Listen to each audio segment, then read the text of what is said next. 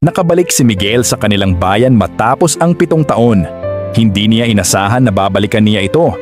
Hindi para sa isang pagdiriwang, kundi para sa libing ng kanyang ama.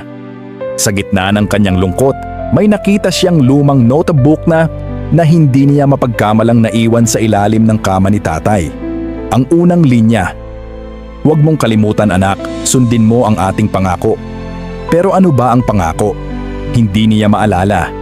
Ang buhay ay puno ng mga bagay na iniwan natin sa likod. Mga pangako, mga pangarap, at kahit mga mahal sa buhay.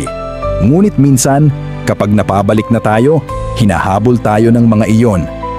Kinabukasan, habang naglilinis si Miguel ng mga gamit ni tatay, bigla niyang naalala ang isang araw bago siya umalis ng bayan. Nag-away sila ng malakas tungkol sa kinabukasan ni Miguel.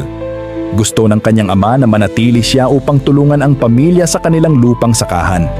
Pero ipinilit ni Miguel ang sariling mag-aral sa Maynila, sabi niya, para makapagbigay siya ng mas magandang buhay sa kanila balang araw. Sa huli, umiyak si tatay at sinabi, "Sige, pero huwag mong kalimutan. Kapag ikaw na ang pinuno ng pamilya, ibalik mo ang dignidad ng aming lupa." Ito ang pangako na tahimik si Miguel.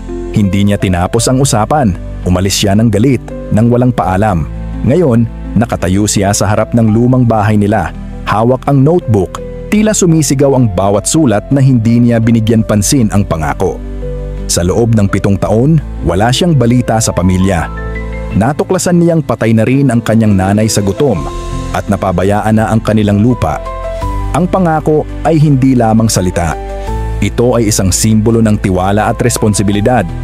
Kapag iniwan mo ito, hindi lamang ikaw ang nasaktan, kasama rin ang lahat ng umaasang ikaw ang magbibigay liwanag sa kanilang kadiliman. Dinala ni Miguel ang talaarawan sa libingan ni tatay. Humarap siya sa bato, huminga ng malalim at sinabi, "Tatay, hindi ko na maibabalik ang oras, pero gagawin ko ang dapat kong gawin." Pagkatapos noon, bumalik siya sa kanilang lupang sakahan. Sinimulan niyang magtrabaho muli, isa-isa, hanggang sa muling maging produktibo ito.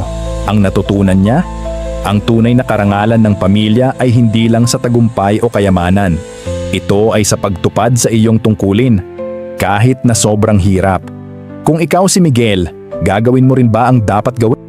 Matapos panoorin ang kwento, tanungin mo ang sarili, anong pangako ang dapat mong balikan ngayon?